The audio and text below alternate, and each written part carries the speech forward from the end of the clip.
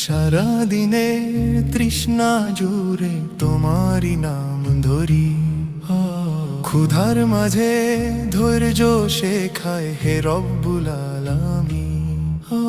রোদে পুরে ক্লান্ত দেহ, চোখে নূরেরও স্বপ্ন, আজান হবে এই আশাতে থেমে থাকে সব কষ্ট।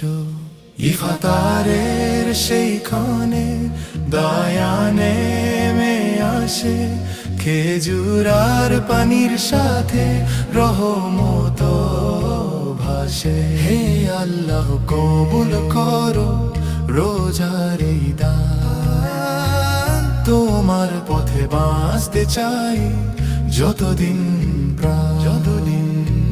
হে আল্লাহ কবুল করো রোজার এই